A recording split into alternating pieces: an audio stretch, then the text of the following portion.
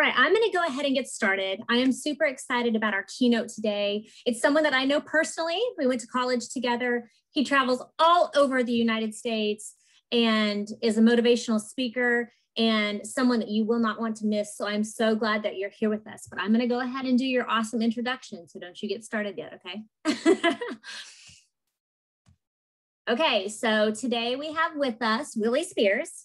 He's a professional author and motivational speaker with 20 years of educational experience as a teacher, coach, and administrator. He has served in schools that always meet adequate yearly progress and schools that almost never meet AYP.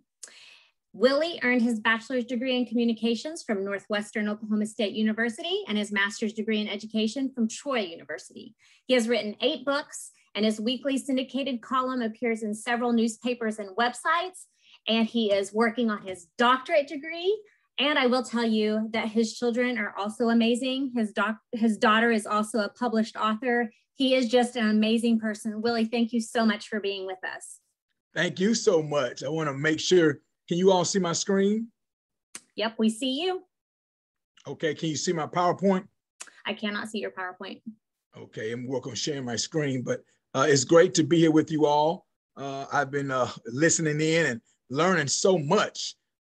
Dr. Kat Carr taught me a lot about our environment and how important it is. Just yesterday, my son was running away from a bee. And I learned today that we need the bees to survive. And so it was great to get that information. Dr. Shipley, can you see my PowerPoint presentation now? Yes, sir, I can. Okay, well, today we're going to be talking about creating culture by formulating strategic plans that produce conducive learning environments for all early learners. This is a subject that is very near and dear to my heart. I spoke the other day at an early childhood education conference here in my hometown of Panama City, Florida. And what was so unique is one of my former students was in the audience and one of my former Head Start teachers was in the very same audience. And so that was a surreal moment for me. My wife is the new director at Ohana Institute. It's a brand new early childhood education school in Walton County, Florida, very near to our home. If you're familiar with this area, near Destin, Florida, Inlet Beach area, it's awesome. It's on 30A. And I say that because our family has now, they'll be in full tilt to learn more about how to educate all early learners. As a coach, I spent time in many different environments coaching, and I was in a lot of different settings. And I learned so much about how to reach the unreachable and how to teach the unteachable. And you all know this, if we start early, we can do a great job of changing the world. I often say that what young people learn from kindergarten age and below, and from the age of 15 to 25, if you can get 1 to 5 right and 15 to 25 right, I believe your life will be much better because of the things you learn early and the choices you make later in life. And so today we're going to explore this great opportunity to speak with you all. I'm very thankful to this global campus at the University of Arizona for allowing me this opportunity, and thankful for Dr. Hill and Dr. Shipley. If you haven't checked out their podcast, I'm telling you, it's 10 minutes of power. You can listen to it on your way to work, and I guarantee you that day, you're going to have an amazing day at work. It won't be ordinary. It'll be extraordinary. So please check out the podcast. I was honored to be one of their guests. Today, we're going to talk about 3 strategies to add value to early learners. We're going to talk about lesson plans, talk about the literacy legacy. Is there a legacy when it comes to your way of teaching and literacy? They should be connected. We all know this. If a child can read well when they're going into kindergarten, they're going to have a much better chance of having success in elementary school, middle school, and high school. When I was an administrator in high school and we saw students who did not do well on standardized tests, it was always because of their lack of confidence in reading. So we're going to talk about the importance of having a legacy when it comes to literacy. And of course, classroom culture. We're going to talk about how the world has changed and we need to change with the world. You can't use a lesson plan you used 15 years ago. You can't use the lesson plans you used 5 years ago. Your lesson plans need to be updated and current And we need to appreciate the opportunity we have to teach young people, especially after coming from the year we just came from. Now, I want you to do this for me. A little participation. You may be a little hungry depending on where you live. Out there on the West Coast, it's 12:30. All on the East Coast, it's 3:30. Somewhere in the middle, maybe 2:30 or 1:30, but you may be hungry. So I want you to put in the chat right now, if you would, your Subway order. When you go to Subway, what do you order? Or maybe Mike's Subs, or maybe Jimmy John's, or maybe Firehouse Sub. So if you wouldn't mind in the chat, please put down what you order when you go to Subway. Now, when I go to Subway, I know my order right off the bat. I walk in there, I tell them what I want, how I want my bread, if I want it toasted or not toasted, what kind of meat I want, what type of dressing I would like on it, and would I like a Coke, sweet tea, drink, or chips. I believe that's true of all of us. I believe we know, oh, I see your order, that's nice, that's nice. I believe we know what we want. Some of you all are making me hungry. I see you, Andrew, I see you, Vince, okay, nice, nice, Lisa, okay, yep, 6-inch, whole wheat, turkey, breast with tomatoes. Okay, nice. Tuna on wheat, very nice, very nice. What I realize is we all know what we want when we go to Subway. Like we know exactly what we want when we go to Subway. So when we go to Subway, we know what we want. We don't have to think about it. We don't have to say, give me a menu. We don't have to say, give me a minute. We know exactly what we want. And I don't want to judge anybody on this call, but I can just tell how quick you answer. You guys are great eaters. You may be great educators, but you're great eaters as well. I can just tell how quick you answer the question. You're great eaters. That sandwich is only going to last a few minutes. That sandwich is not going to last a long time. That sandwich is only going to last a few minutes. But let me ask you this. If we have a plan for a sandwich, shouldn't we have a plan for our classroom? Shouldn't we have a plan for the changing things that's happening in our world? If we have a plan for a sandwich, shouldn't we have a plan for the culture of our classroom and our learning experience? Do you have a plan? Do you have a plan for the first day of school, the second day of school? I tell you one thing I've learned, those first 10 days of school are very, very important. Those first 10 days, you're gonna set the culture for the whole year. I was a young teacher in my early 20s, and a guy by the name of Greg Rivers came to me. He said to me, Willie, you need to be mean. And I was a teacher in high school. You need to be mean those first few days, because if they know you can be mean, and by mean, he meant strict, he meant organized. If they know you can go there, then you can be nice most of the year, because they know you can always go back to that. But you can't start off letting them running you over and then try to show that you have discipline and order in your classroom. He was giving me this advice because I was 22 years old and I was a fish out of water in that brand new classroom. I want to give you some quick tips for the first few days of school. There's some real quick tips for the first few days of school. Make sure you understand that quality is more important than quantity. Sometimes we try to put too much information in them first few days.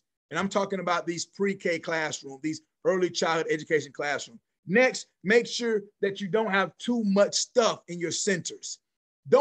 Every gadget you have for the young people, every project that you have, there's no need to do all of that in the first week, in the first 10 days. Next up, don't do a lot of product art early. This is why. Glitter can be messy. Glue can be messy. Well, putting pasta on plates. All those things, some people say don't do it at all. But if you're going to do those things, don't do them the first few days of school. If you're worried about your administration having proof that you're doing your job, just take pictures.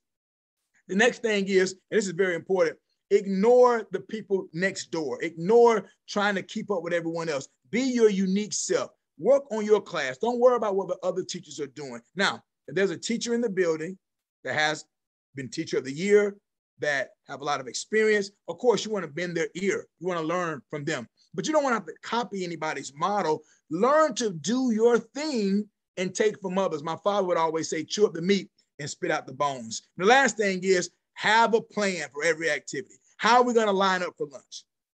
How are we going to line up from the bathroom? Are we going to sing a song? Are we going to say, everybody with the blue shirt, get in line, get in line. Everybody with the blue shirt, get in line. Like, what's going to be your plan? It's too important for you to wing it.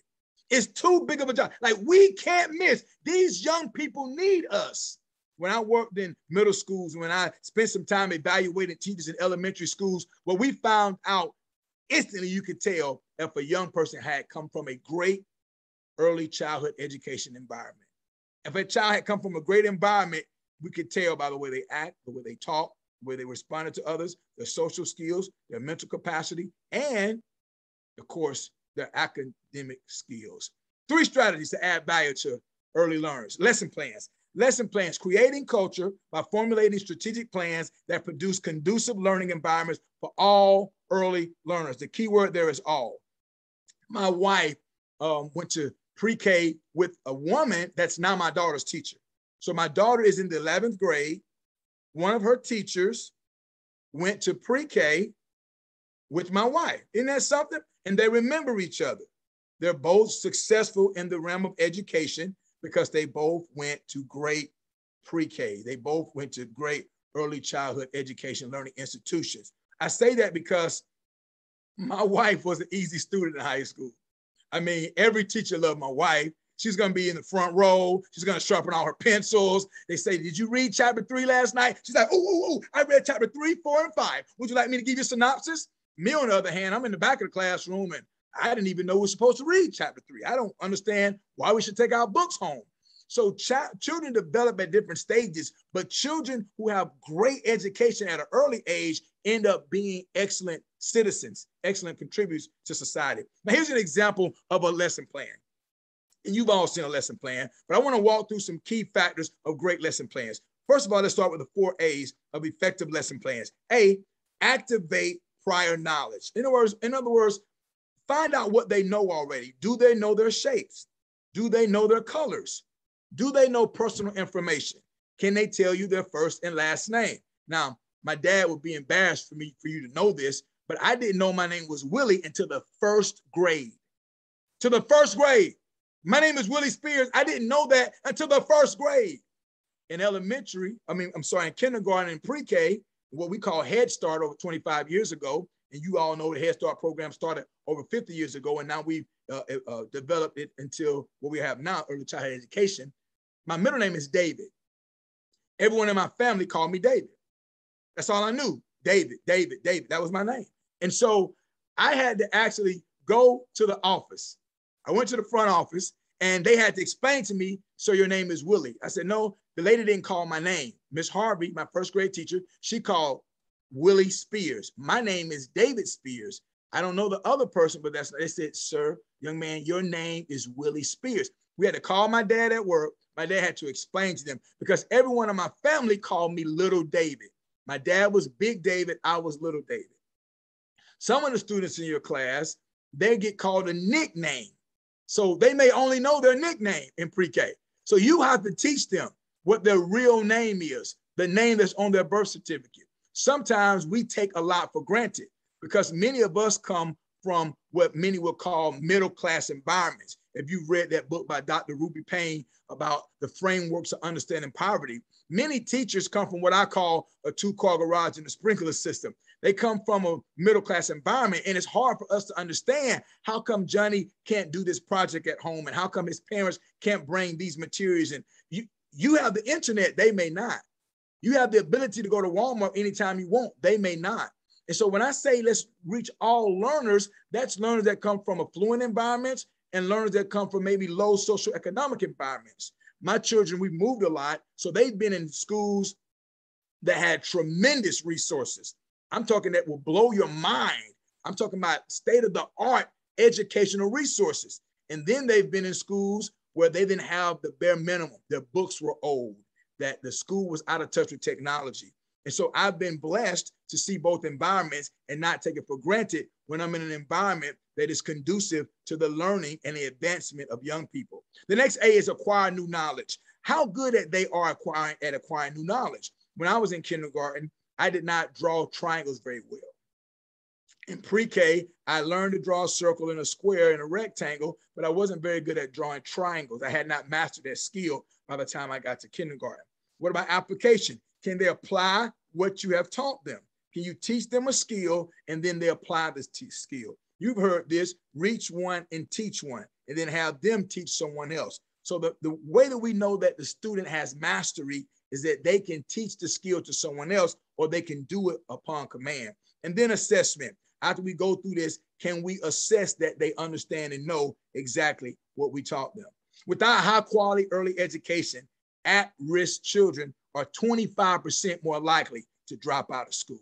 So when you see the dropout rate of a high school, it's not just a high school.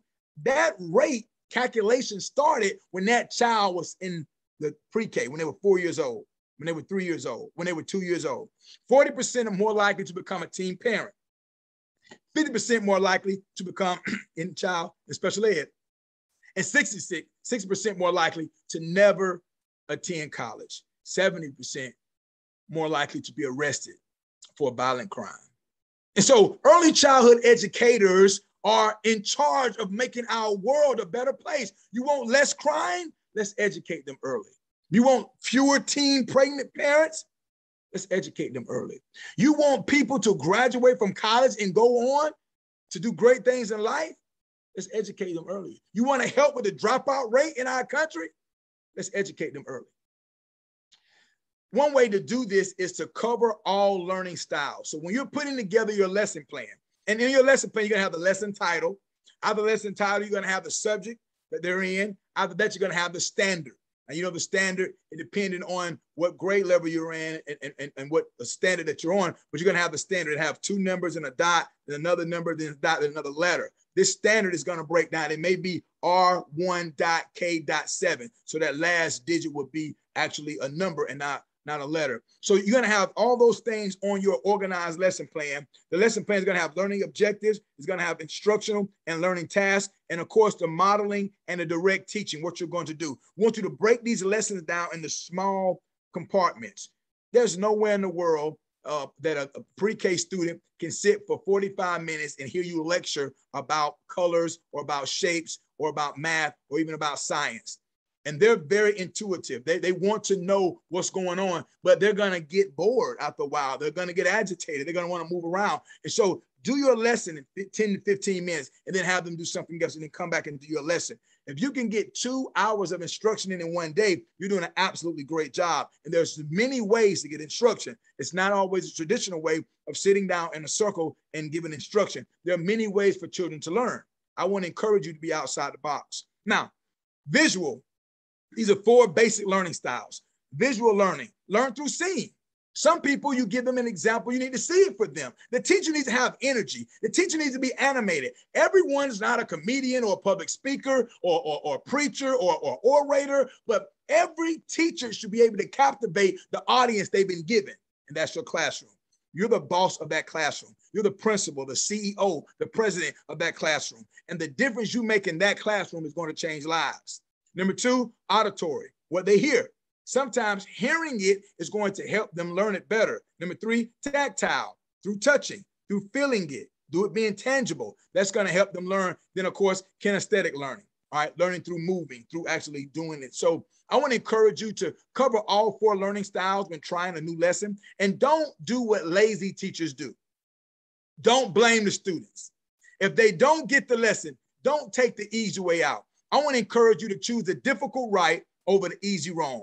Don't blame the students. Don't blame the parents. Don't blame the system. Don't blame society. Look in the mirror and say, what can I do better to make sure Johnny understands this lesson? What can I do better to make sure Sarah understands this lesson? I want to encourage you to say, I'm the one that's going to fix this. I'm not going to blame anyone. I'm going to look in the mirror, and that person is going to help me get this right.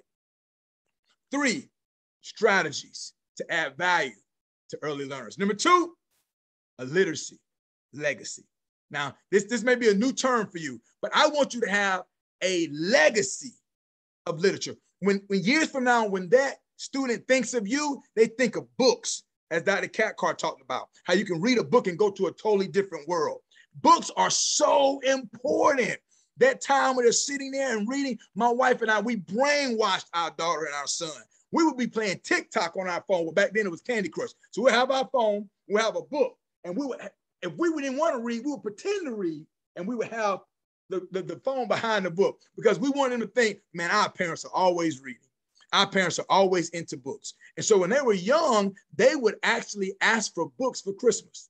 For Christmas, not video games, not baby dolls. They would ask for books And as they got older, they read chapter books and series books. Why do I tell you this? Because reading is where it's at. If you develop strong readers, and if you read with great fluency, then you'll be more entertaining than the cell phone. You'll be more entertaining than the internet. You'll be more entertaining than Netflix. If you read with great fluency and great enthusiasm, your students will want you to read more, and more. Literacy legacy. Applying the cultural lens, building high quality lessons with appropriate resources for early learners. The illiterate of the 21st century will not be those who cannot read and write, but those who cannot learn, unlearn, and relearn. One problem we have as educators, and I spent 20 years in the classroom, one issue we have is we get so lazy, we don't want to learn and relearn. We don't want to try anything new. We say last year they were talking about Fred Jones, and then they were talking about Common Core, and they were talking about No Child Left Behind. And then we get to the point we forget we got into this for the children. The children deserve your best. I want to encourage you to give your best to the children.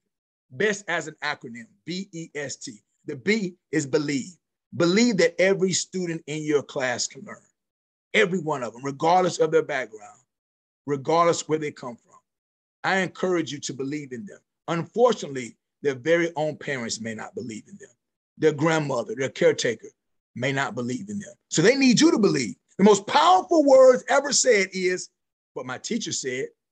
No matter what you're doing, my teacher said. I remember being in second grade writing on the back of a piece of paper with the holes on the right instead of the left. And my mother said, well, baby, you need to write with the holes on the left. I said, no, Mom, I've seen words on this side of the paper, so you can start on either side. She says, no, you have to start with them on the left, and if you want, you can complete it by going on the back side, continue your writing. I said, no, Mom, you can start with the holes on either side. It doesn't matter. I go to my second grade class, Miss Brandon, the next day, and she says, what are you doing? I said, well, I'm writing on the paper. She says, no, you have to start with the holes on the left. I said, yes, ma'am. To a stranger, I say, yes, ma'am.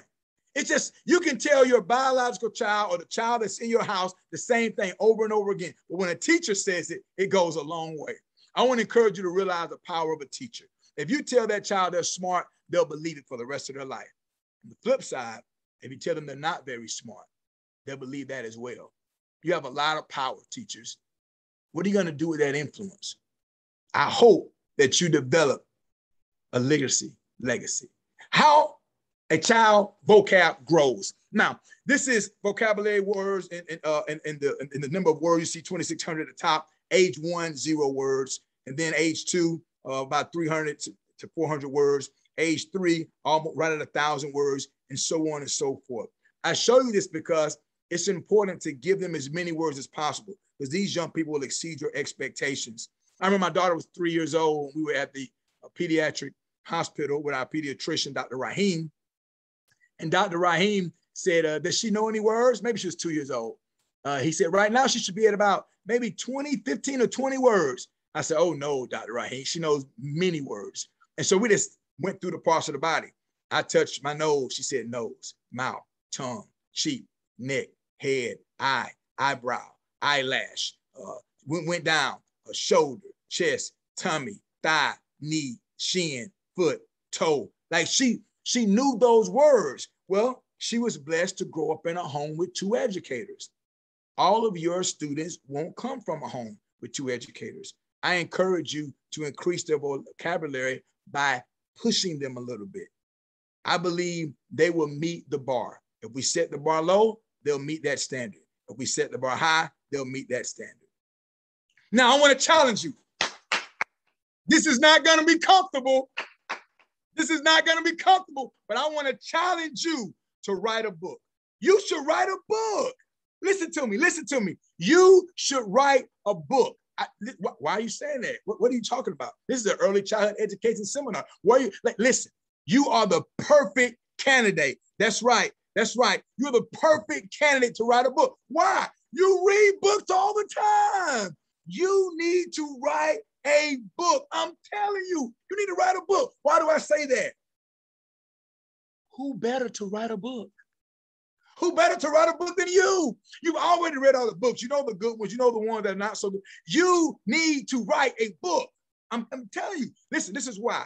You already have the knowledge, okay? Imagine reading your very own book to your classroom. And you want to leave a real legacy of learning? Write a book. It's not very difficult.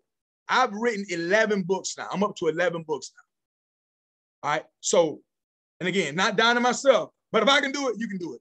All right. The graveyard is full. It's full of ideas, knowledge, stories that we'll never experience. Because they took their book with them. Leaving a legacy of learning for your great-grandchildren and for your students is another reason for you to write. I want to encourage you to go to kdp.com. This is not a promotion for me. I don't get anything out of this. I want to encourage you to go to kdp.com in your spare time, and I want you to explore what it would take for you to write a book. It's not as hard as you think it is. You're the perfect candidate to write a children's book, as I said, and so I want you to do it. I want you to do it. Read with true fluency as you read your own book to your student. Wouldn't that be pretty cool? The first book I wrote, I read to my students, and it was just cool to write in front of them and then read in front of them the book that I wrote. Use your experiences to create a book that produces strong readers, and then create an environment where early learners crave good books. We want early learners to crave good books. Like Dr. Cathcart said, you can go to another world when you're reading a book. Things aren't going good right now, you can go to a whole nother world. As Dr. Shipley said, our daughter at the age of 15, she's 16 now. At the age of 15 years old, she wrote a book. She wrote it during the pandemic.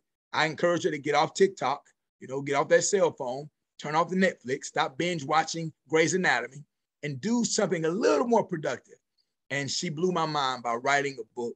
It's called Spears Makes Her Point. You can find it on Amazon. I tell you that not for promotion reasons, but to let you know that the reason that she had the confidence to write a book is not because her dad, not because her mom was a school counselor, not because of her grandmother who's a 42-year educator, not because of her other grandmother who works in education as well, but because of a teacher. A teacher. She had a teacher in middle school who told her she was a strong writer. And I've told her that several times, but the most powerful words are, my teacher said. A teacher believed in my daughter, and my daughter has now accomplished a goal at the tender age of 15 that many people want to accomplish. Now, she has a long ways to go. She wants to go to college, and we got to get the ACT score up, and she has a lot more goals that she's trying to go over to Italy for a foreign exchange program next year, so we're scared to death about that, but we're so proud of her for writing that book, and I know you can too. Who's your favorite teacher? Put it in the chat for me. Who's your favorite teacher? Back in the day, last week, it could be college, it could be pre-K, it could be 5th grade, middle school, high school. Who was your favorite teacher? Please put their name in the chat and tell us why. Tell us why they were your favorite teacher. Who's your favorite teacher and why? All right, Ms. Dunlap, Ms. Nolan, okay? Your mom, I bet she was. I bet that's a smart answer. Art teacher in high school. All right, tell me why. Tell me why. Latin teacher, she believed in you. I like that. English teacher, all right? Who else? Who was your favorite teacher and why? All right, she was special ed teacher, okay? All right, he pushed me. All right, Mr. Willie Mitchell, all right, 3rd grade teacher. She believed in all her students. Awesome. She was kind. She was compassionate. That's awesome. That's great. She said there were no bad children, only bad days. She was just so loving. Wow. This is great. College English teacher. And so we all, anytime I ask this question, I've never had anyone say, oh, I didn't have a favorite teacher. I've never had anyone say, I can't answer that question. We all have had a favorite teacher. The downside of that is we've all had a teacher that we didn't like. If I asked you to name the teacher that you didn't like, you would be very quick to put that name out as well because it's on the front of your mind. I want to encourage you to be the teacher you just named. I want to encourage you to do the things that you just mentioned about that teacher. Those same characteristics, I want to encourage you to exemplify those characteristics in your classroom. Someone said, he pushed me. Someone said she believed in all of us. Someone said she said there were no bad students, only bad days. I want to encourage you just to be that. If you get nothing else out of this presentation today, just be that. Be that for someone's child. I want you to be your best. Best as an acronym. B is believe in every child. The E is educate every child. Every child deserves an education. Educate every child that walks in your classroom. The S is sacrifice. I want to encourage you to sacrifice what you want to do what's easy for you for what's best for the classroom. And the last T, the T is try, the last letter. Just try. With the kid that doesn't do right, just try. The one that shows up, just try. Try to do extra. Try to go above and beyond. Try to do what the administration asks you to do. Try this new way. I know you can do it. What I realize is Taylor Grace, our daughter, and Kenneth, our son, is the very best thing we have. Better than a car, better than a house, better than money, better than a phone, better than technology. The greatest thing that ever happened to me is my children. And so when school started yesterday, I gave my very best to some stranger. Actually, to 16 different strangers. They both have 8 classes and no classes together. I'm giving my best to a stranger. Now, if I'm honest with you, if that stranger asked to borrow my lawnmower, I'll probably say no. If that stranger said, hey, can I borrow your car for a week? I'll probably say no. If that stranger said, do you mind if I use your laptop? I'll probably say no. I don't know them. I don't even work with them. I don't even know their names. But I'm trusting them with my very best.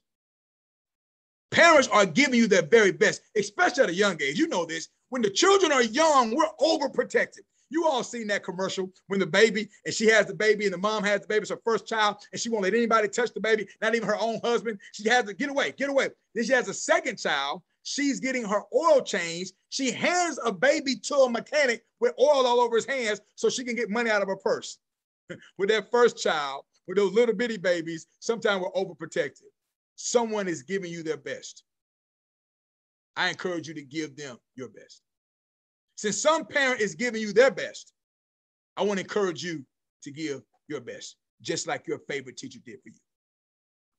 We all had a favorite teacher. Be that favorite teacher. This is me back in the day, baby. Look at me. Ha ha. It's before the gray hair now. That's a cute joker right there. Handsome boy. He looking good. My son wish he looked that handsome.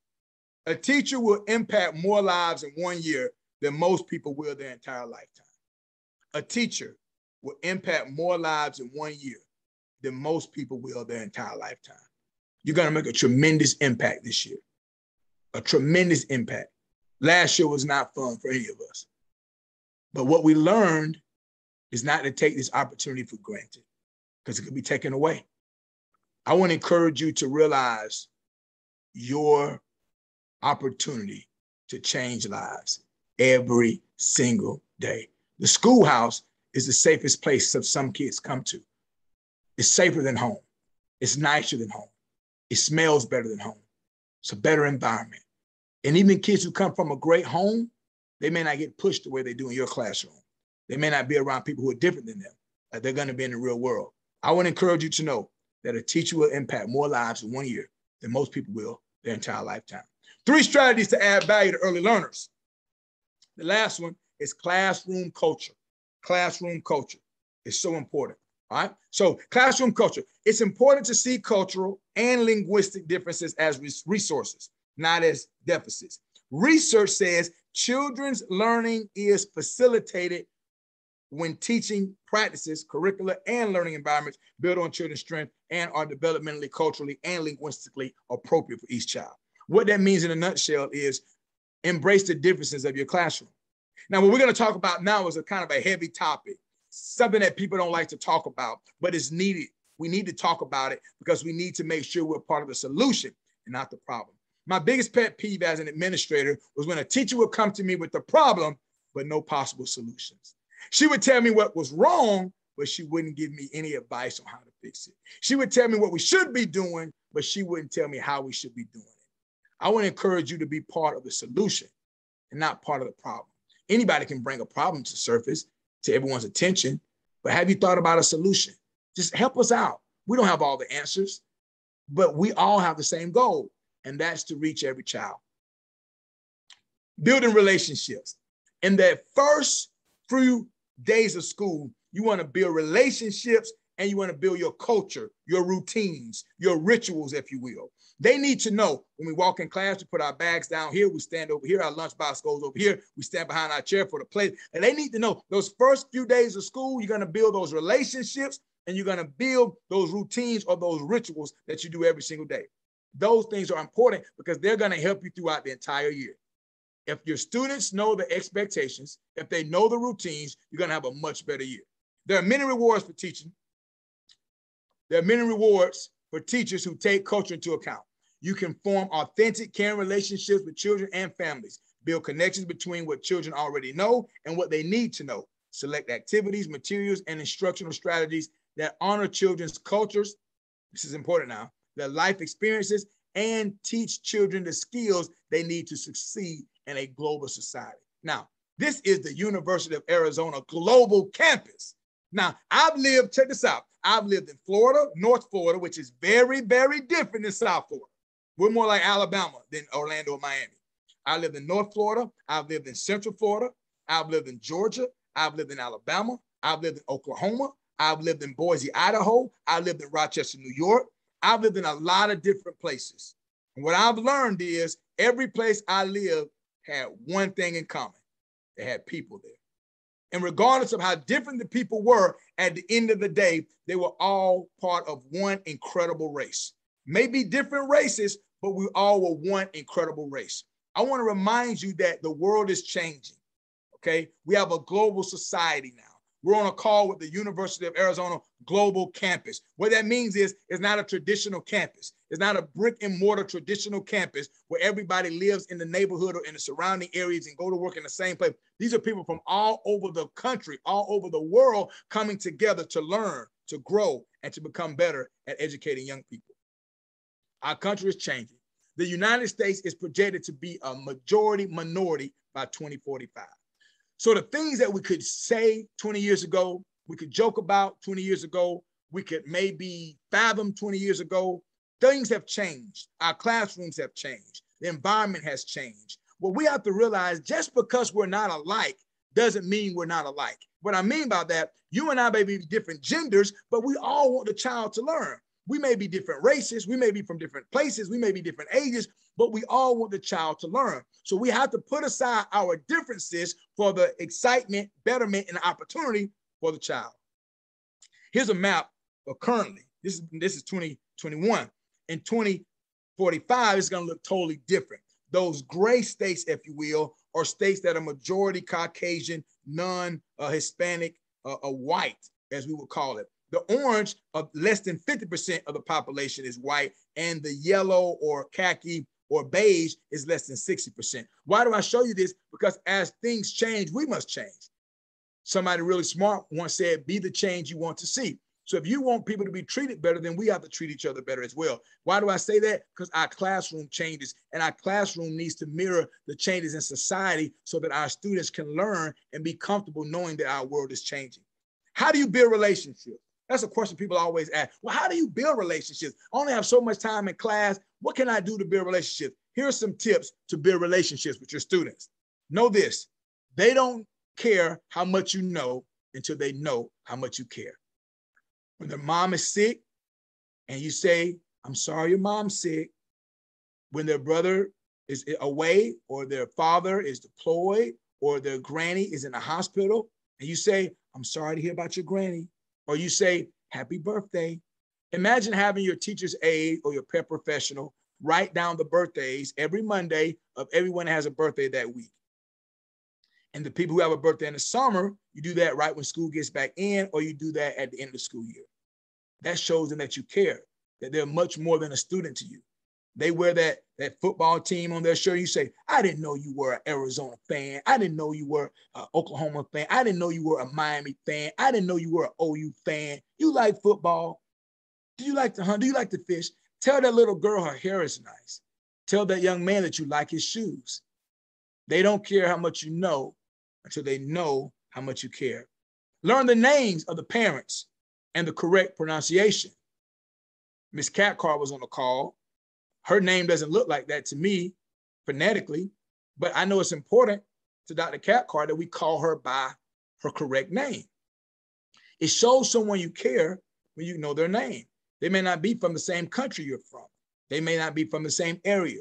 They may have a last name that's hard to pronounce.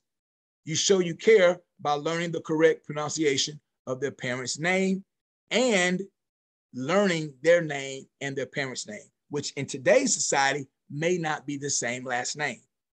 When you got to give bad news, pair resentment with an appreciation. Lead with good news. If you have to tell I'm going to tell you about this one child.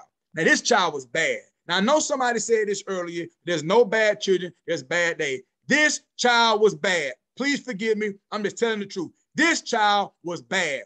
This child will bite someone every day. They will bite, like literally bite. 3 years old, biting someone every day. That's a bad child. And that child is my wife's child, Taylor Grace Spears. Now, when she wrote the book, she was my child. You know, when she wrote the book, she's my child. But when she was in pre-K, biting those kids, she was my wife's child. My daughter used to bite kids in pre-K. I don't know where she get that from. Well, I do know she get it from her mama. But I say that to say, when Miss Vanessa had to give us the bad news that Taylor kept biting this kid named Cash, she was smart enough to put a resentment, the biting, with an appreciation. She would say, Taylor's so smart. Taylor's a good student. However, Taylor needs to stop biting Cash. So when you got to give bad news, I want to encourage you to pair resentment with an appreciation. Lead with the good news. Communicate often in various forms. Don't wait till something bad happens to call the parent. If you've heard from another teacher that this child is going to be a handful, go ahead and call the parent ahead of time. Go ahead and build that relationship. Go ahead and build that equity, if you will, with the parent. Why is that important? That's important because you wanted the parent to be on your side. Talk to students about non-school related activities, even though they're 4 years old, even though they're 3 years old. Talk, what'd you do this summer? You guys went on vacation. How was that? Find a way to build relationships by talking about non-school related things. Let them teach you about their interests. Maybe every once in a while, have Johnny stand up. Johnny, tell us what's your favorite color and why? What's your favorite cartoon and why? What's your favorite food and why? Do you like striped shirts better or solid shirts better? Do you like round shapes better or triangle shapes? Like, let them talk to you. And then be serious and silly often. I want to encourage you not to take yourself too serious. Life is too short. All right. Now, there's some racial inequities in preschool discipline. Black students, especially boys, are disproportionately more likely than their white peers to face multiple suspensions from preschool. You just need to know this. You don't need to go around saying he looks this way, so I'm going to treat him this way. But just know that those statistics are out there, regardless of what data you look at. Any quantitative data will show you that these results are similar across the board.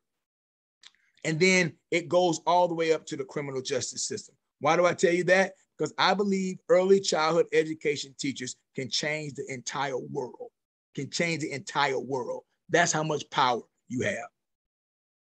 Now, a harmonious culture in the classroom. This is going to help you right here now. It's going to help you. I hope you're paying attention. A harmonious culture in the classroom. Does our classroom signage and verbiage, does it make all students feel included? Now, if you grew up a certain way, it's easy for you to have a bias toward the way you grew up. If you're into sports, you may think everyone's into sports. If you're in the music, you may think everyone's into music. If you're into art, you may think everyone's into art. Your class is different. They're coming from much different environments. What if they have a guardian that's disabled and nothing on your wall throughout the entire school year? I'm not saying every day, but when you change the decoration in your room, you never have a person in a wheelchair. So that makes them think my grandmother must be weird.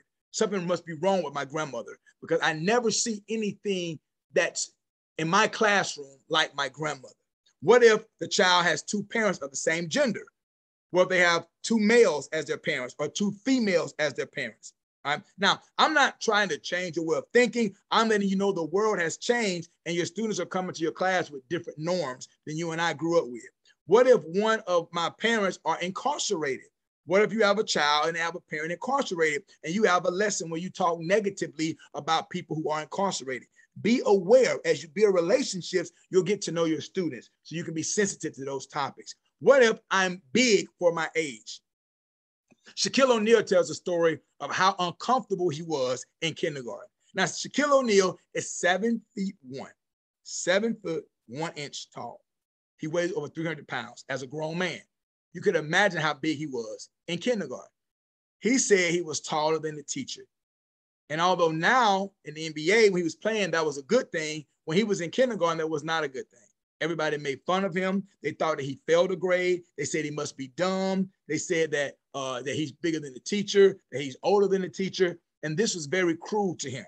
So if you have a student that's bigger than everyone, they may be a little, have way more. They may be taller. You need to be sensitive to those things when you are developing your classroom culture. What if they're poor? What if they wear the same shoes every day or the same pants every day? What if they fall down on the playground and they get very dirty, and the next day they come in with the exact same outfit on and it's still dirty because they don't have a washer and dryer, because their parents weren't able to wash their clothes? Maybe they may not have running water. Maybe they don't have the things that you have at your home, and students may make fun of them. Be aware of that. What if they're the odd one out? My children would always say, we go out to a restaurant to eat, 3 of us get sweet tea, 1 get lemonade, I'm the odd one out. 3 of us get Coke, 1 of us get Sprite, I'm the odd one out. Children think that way. What if they're the odd one out? What I mean is, you have a classroom and every one of your classroom is one particular race. And then there's one student that's a different race. Now I'm gonna tell you what I've learned from my own children. Children don't see that. They don't know that. Be wise enough to know that those things don't matter, but however, their parents may be sensitive to the fact that they're the only poor person in the class, or maybe the only rich kid, or the person that's the only girl, or the only boy, or the only really small kid. Kids don't like to be small. My son was really sick and lost a lot of weight. He was the smallest kid in his class, and people would say to him, you need to eat more. What's wrong with you? You need some meat on your bones. He didn't like that. So be mindful when you're building the culture of your classroom. I've written several books. I've written a children's book called Who Was Hawk Massalina? This book walks you through this man named Hawk Massalina, who happens to be my great-grandfather. He was the first African-American to live in Panama City, Florida. He was best friends with a guy named George Mortimer West. Hawk Massalina was a minority. Some would say Black, others would say he was Spanish, but he was non-white. His best friend, George Mortimer West, was a white man. George Mortimer West actually gave Panama City, Florida, its name. He came from Wisconsin and also had a house in Chicago. He settled in this area. He and Hawk became best buddies. And I wrote a book not only about their relationship, but about the great life that Hawk lived. He was a very interesting man. He lived to be 107 years old. He had 8 children after the age of 70, and he was married twice to 2 different women with the same middle name, Ha Bell and Mary Bell Smith. His first wife died after 50 years, and then he had no children from that union. Second wife, she died when she was in her early 30s. So he outlived both of them. Like I said, he lived to be 107 years old. He had 8 children. One of those was my grandmother. She was the youngest, Helen. Helen, he had 7 children, I'm sorry. Helen had 11 children. One of those 11 was my father. And my father had 1 child, because once you get it right, there's no need to have any more children. I want to read this book. I would love to read it to your classroom on Zoom maybe one day. And if your birthday is this month, I want to send you a free copy of any one of my books. Culture Creators talks a little bit about what I talked about today, and Who Was Hawk Massalina is a children's book. So if your birthday is this month, I want to send you a free book. You can give me your email address in the chat, or you can go to my website, williespears.com, and just send me an email, and I'll mail you a book out today. I hope you all enjoyed this presentation. Are there any questions?